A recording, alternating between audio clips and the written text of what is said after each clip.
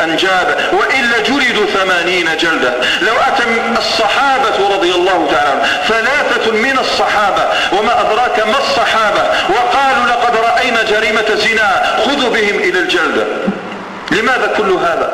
قال عز وجل بعد بيان حد القذف فإن الذين يحبون أن تشيع الفاحشة في الذين آمنوا لهم عذاب أليم في الدنيا والآخرة والله يعلم وأنتم لا تعلمون.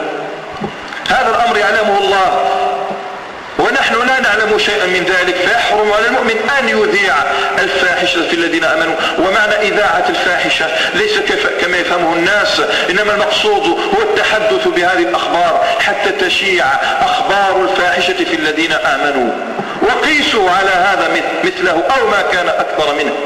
فكيف بنا نأتي إلى وسائل الإعلام التي تشهر بشتى أنواع المعاصي التي لو رآها الزهاد لسقطوا ولو رآها العباد لهبطوا. صرنا اليوم ننظر إلى الإعلام وكأنه أمر عادي لا يمس قلب المؤمن لا من قريب ولا من بعيد. هذا جانب الشهوات يجب أن يسد. أما الطريقة الثانية فهو الحجر على أصحاب وسائل الإعلام ولو اضطر الحاكم إلى قتلهم. وما شرع حد القتل للمرتد إلا من هذا الباب. المرتد الذي يبدل دينه يقتل ولا يترك يذهب إلى حال سبيله، بل يقتل إلا إذا تاب وأدركنا حسن توبته، فإنه يقتل لئلا يشيع ولئلا يثير في أذهان المؤمنين الشبهات. ومثله المستهزئ بدين الله والذي يأتي بالحكايات عن رسول الله وعن صحابة رسول الله وعن أولياء الله وعن أتباع دين الله وغير ذلك ممن هم مستمسكون بدين الله. كل هذا يعتبر من الشبهات التي تشكك المسلمين في دينهم، تشكك المسلمين في مبادئهم ومقومات شخصياتهم، وخاصة الذي يسب النبي صلى الله عليه وسلم فهذا حده القتل ولو تاب.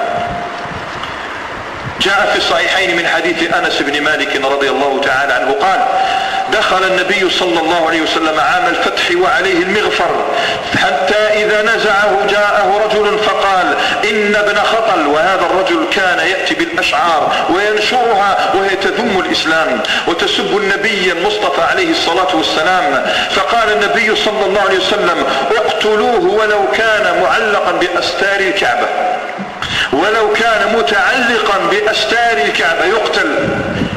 لماذا؟ لأن هذا الشخص صار وسيلة من وسائل الإعلام التي تثير الشكوك على المسلمين. أما الشهوات فالباب واسع جدا. فالنبي صلى الله عليه وسلم كما لا يخفى أنه أمر بقتل الشعراء الذين يتشببون ويتغزلون ويأتون بالشعر في وصف المسلمات وفي وصف الخمر وغير ذلك من الموبقات. حدهم أنهم يقتلون لأنهم صاروا وسيلة دعاية وإشهار. إلا من تاب وآمن وعمل صالحا فإن الله عز وجل يقبل التوبة عن عباده ويعفو عن السيئات. ولا شك أن الذي يجهر بالمعصية لا بد له من حد وتعزير، فكيف بمن يدعو إليها ويشهر بها كوسائل الإعلام التي نعاني منها هذه الأيام. فلا شك أيها المؤمنون والأمثلة تطول وتطول جدا أننا نرى أن أهم وسيلتين يمكن للمسلم أن يعض عليهما بالنواجذ أمر في يدك هو أن تسد الباب جميعا، تسد جميع أبواب الإعلام إلا باب الله وباب رسوله صلى الله عليه وسلم. ثم يحجر على هؤلاء أصحاب الإعلام الفاسد الخبيث حتى لا يضر المسلمين. والعجب أن هذا الأمر ينبغي أن يكون معلوما بالضرورة من هذا الدين، لأننا كلنا نعلم حكما معروفا في الفقه الإسلامي أنه يحرم عليك أن تجلس إلى رجل يعصي الله وهو يباشر المعصية، يحرم عليك باتفاق العلماء. فكيف تجلس إلى أمر تشاهد فيه الكفر والفسوق والمجون والعصيان وأنت راض بذلك؟ لا شك أن هذا أمر لا ينكره إلا جاهل أو مكابر مجادل. أيها المؤمنون، وعلى هذا الضرب الذي كان عليه المسلمون في أول الزمان سار خير القرون. تتعجبون من كيفية حجرهم ومن كيفية عقوبتهم لوسائل الإعلام الخبيثة. لم يزل الصحابة رضي الله تعالى عنهم ومن اتبعهم بإحسان والعلماء المشهود لهم بالخير من علماء هذه الأمة ينصون ويشددون العقوبة على من يشتري الكتب الدينية التي تعالج الدين خلاف ما عالجه به الكتاب والسنة. لم يزل الصحابة رضي الله تعالى عنهم والسلف الصالح يشددون على من يقتني أو يشتري أو يحتدي أو يبيع كتب أهل الأهواء من أهل البدع والضلال من أهل الفكر والانحلال الذين يشيعون الأفكار الفاسدة في هذه الأمة. حكم لم يختلف فيه أحد من هذه الأمة. وهذا عمر بن الخطاب رضي الله تعالى عنه في أمر يسير جدا جاءه أحد الصحابة رضي الله تعالى عنه وهو المغيرة بن شعبة يستأذن، فاستأذن 3 مرات كما هي السنة، لكن عمر لم يكن يعرف هذه السنة. فلما انصرف في المرة الثالثة دعاه: لماذا ذهبت؟ قال: هكذا علمنا رسول الله صلى الله عليه وسلم، قال: تأتين بشاهد أو أجلد ظهرك. تأتي الآن بشاهد أو أجلد ظهرك، مع أن هذا أمر يسير. لا يريد المسلمون أن يدخل شيء من غير دين الله في دينهم.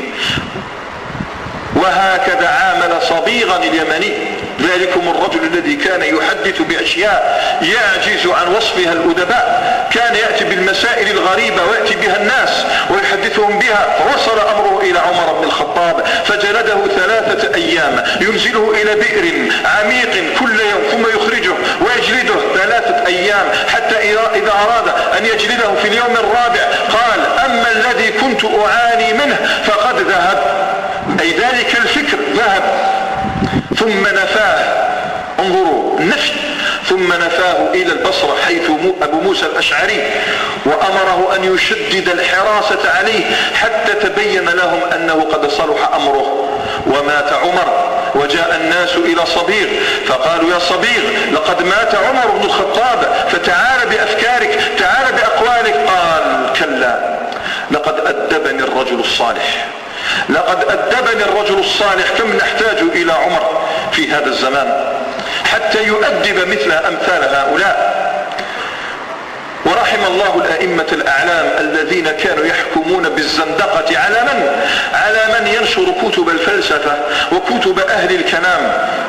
ولا شك أنكم تعلمون الآثار الكثيرة الواردة عن السلف في ذلك. هذا الإمام الشافعي وما أحسن حكمه يقول: حكمي في أهل الكلام. أهل الكلام قوم يتكلمون في الدين لكن من غير الكتاب والسنة، أي لا يتكلمون على الأمور الساقطة والهابطة، يتكلمون في الدين لكن من غير الوحيين الشريفين. حكمي فيهم ماذا قال؟ حكم فيهم أن يضربوا بالجريد والنعال ويطاف بهم في القبائل والعشائر ويقال: هذا جزاء من ترك كتاب الله وسنة نبيه صلى الله عليه وسلم واتجه إلى علم الكلام. هذا هو الحكم أيها المؤمنون. وجرى على هذا السلف الصالح حتى وللأسف الشديد في خلافة العباسيين، حيث اتسعت رقعة الإسلام ودخل في الإسلام من ليس منه من أهل الزندقة والإلحاد، فأدخلوا معهم هذا الفكر الإغريقي وفلسفة اليونان ودين النصارى وأفكار اليهود وغيرهم من الملل والنحل. وترجمت هذه الكتب على يد يحيى بن خالد بن مرمك وعبد الله بن المقفع وغيرهم، وانتشرت الأفكار، وعندئذ افترقت الأمة على ما افترقت عليه إلى اليوم. وفتح الباب ولم يسع المسلمون إلى الآن أن يغلقوه أمام هذا التيار الفاسد، ألا وهو الإعلام الذي أتى على العوام فألجمهم كما يلجم اللئام لجاما لم يجعلهم يستمتعوا بنور الله تبارك وتعالى بسنة النبي صلى الله عليه وسلم أحسن الناس مقالا. لذلك سننبه إن شاء الله تعالى على خطر هذا الإعلام ومصدره. أقول قولي هذا وأستغفر الله لكم فاستغفروه. الحمد لله، الحمد لله على إحسانه، وعلى جزيل عطائه وعظيم امتنانه، وأشهد أن لا إله إلا الله وحده لا شريك له شهادة حق تعظيما لشانه، وأشهد أن محمدا عبده ورسوله الداعي إلى سبيله ورضوانه. اللهم صل عليه وسلم وبارك وزد وعلى أصحابه وآله وعلى كل من سار على طريقه وسار على منواله. أما بعد أيها المؤمنون، فقد تحدثنا من قبل أن هذا الغزو غزو جديد أشد على المؤمنين من ضربات الحديد، غزو لم يعد كما كان من قبل يتم عن طريق الطائرات والدبابات، ولا عن طريق القنابل ولا المدرعات. غزو بينا أنه لم يعد وليس له في صفوف العدو خسائر تذكر، إنما هي بعض خسائر الأموال، إنما الخسائر في صفوفنا نحن معاشر المسلمين. إنه غزو الشهوات، غزو الأفلام والمسلسلات، غزو الكأس والمخدرات، غزو الأغنية الماجنة والرقصة الفاتنة، إنه غزو الأفلام الساقطة والأغاني الهابطة، إنه غزو يمس عقائد المسلمين، عقيدتهم في الله وفي رسله وفي اليوم الآخر والقدر والملائكة وغير ذلك. والذي يعلم أن هذا الغزو قد وصل إلى بيوتنا وديارنا، بل اقتحموا علينا غرف نومنا، فلا شك أن المسلمين جميعهم يعانون من جراء هذا الإعلام الفاسد الخبيث. فما هو خطره وما هو مصدره أيها المؤمنون؟ اعلموا أن هذا المصدر وهو الإعلام، أو هذا السلاح الفتاك وهو الإعلام، أجمع السياسيون لقوته وشدة بأسه، أي ليس أمرا كما قد يتصوره أكثرنا، إنه يعد قوة ثالثة، حتى عده أكثر السياسيين أن أي انقلاب في العالم، أي انقلاب في أي دولة من دول العالم يبوء بالفشل إن لم يحسن استغلال وسائل الإعلام. قوة خارقة يمكن أن تصل إلى المسلم وهو في بيته، بل وهو في حجرة نومه، وأدرك هذا حفدة القردة والخنازير. فها هم هؤلاء خبثاء صهيون في عام 1898 عقدوا مؤتمرا معروفا مشهودا ببلاد جنيف، عقدوا وكان من أهم قراراتهم للوصول إلى أغراضهم وتحقيق أحلامهم هو الاستيلاء على الشركات السينمائية في العالم. وأصدروا قرارا حتما أنه ما من يهودي يعثر عليه في قاعات السينما يحكم عليه بالإعدام، إنما وجدت هذه الوسائل لإفساد المسلمين وغيرهم، لأنهم يعلمون أنه متى عشش مثل هذا الإعلام في عقول الناس أفسدهم. وبدأت المعركة من ذلك الزمان، فاستولوا على أكبر شركات العالم في هذه الأيام، وهي معروفة بعناوينها مثل مترو جولدن ماير وبارامونت بيكتور ويونيفرسال وغيرهم، حتى إن اسم مترو جولدن ماير عنوان فاضح لمنشئه، وهي اليهودية التي أسهمت في بناء دولة الصهاينة في فلسطين بكل مالها، حتى إن بن غوريون يدعي ويقول مفتخرا إننا لم ننتصر بالتوراة والتلمود بقدر ما انتصرنا بجولدا مائير.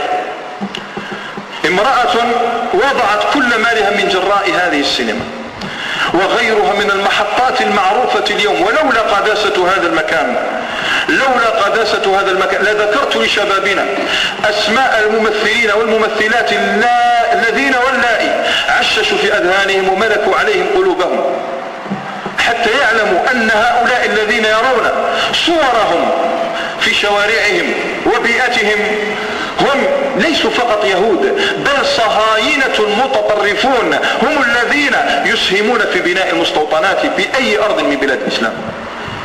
ولولا قلت لولا قداسة هذا المكان لا ذكرت أسماءهم، لأنهم مشهورون كثيرا عند شبابنا هذه الأيام. المهم أيها المؤمنون أننا نرى ونلتمس بأيدينا أن مصدر هذا الإعلام كله يهودي